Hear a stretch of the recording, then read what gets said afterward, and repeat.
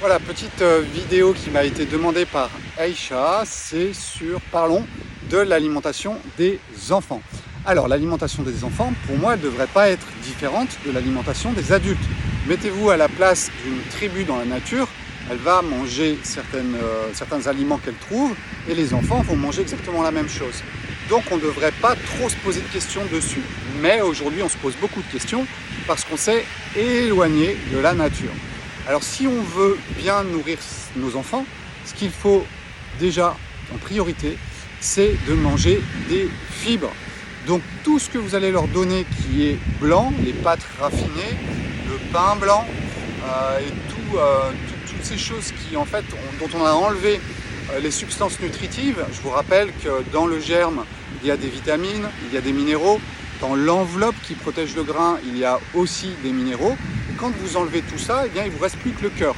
Parce que le cœur, c'est le blanc, c'est juste de l'énergie, mais c'est de l'énergie vide pour ce qui concerne les vitamines et les minéraux.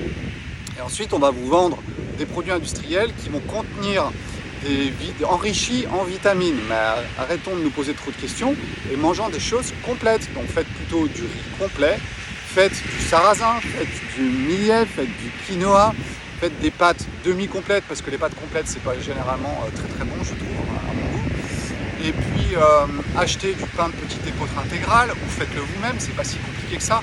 J'avais posté une vidéo pour comment faire son pain avec du levain, c'est pas si difficile. Et franchement, au moins, vous avez des bons aliments, surtout le petit épeautre. Les enfants l'adorent parce que c'est un petit peu comme du gâteau. Donc voilà ce qui est de l'alimentation des enfants.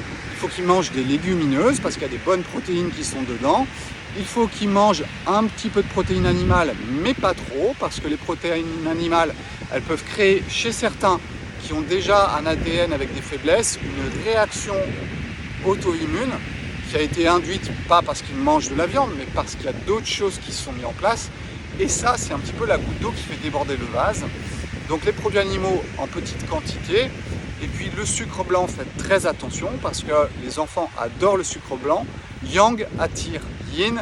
Yang, ce sont les enfants, ces petits êtres contractés, chauds, qui bougent tout le temps. Le yin, eh bien, c'est le sucre et c'est normal que les enfants aiment le sucre. Et là, on doit se poser la question, quelle est la bonne dose pour un enfant d'un aliment? Eh bien, réfléchissez bien, parce que si cet aliment est très puissant, quand votre enfant qui a par exemple 4 ou 5 ans, qui pèse 15 kg, mange un yaourt entier, c'est comme vous, si vous en mangiez 5, si vous pesez 60 kg.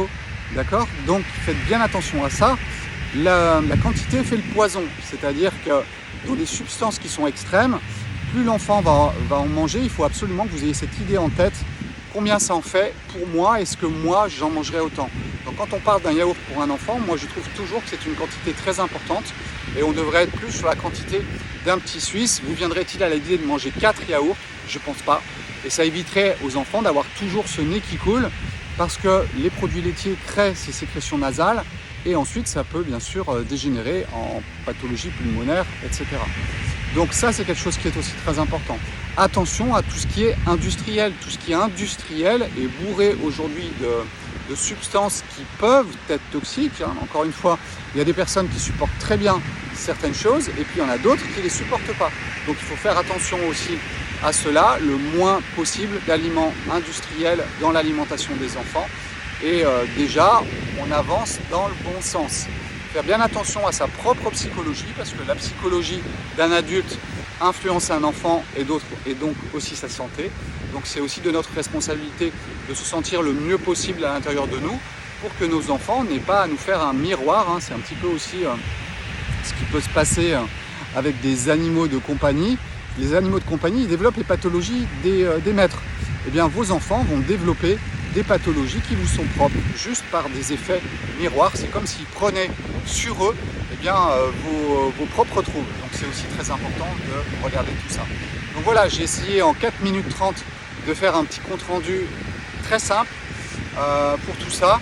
Et puis voilà, si vous avez plus de questions, n'hésitez pas à me contacter. On fait une consultation, on en parle pendant 1h30 et puis on avancera dans vraiment les détails des choses. Mais je pense que voilà, en 5 minutes, j'ai dit les choses importantes. Ciao, bon week-end.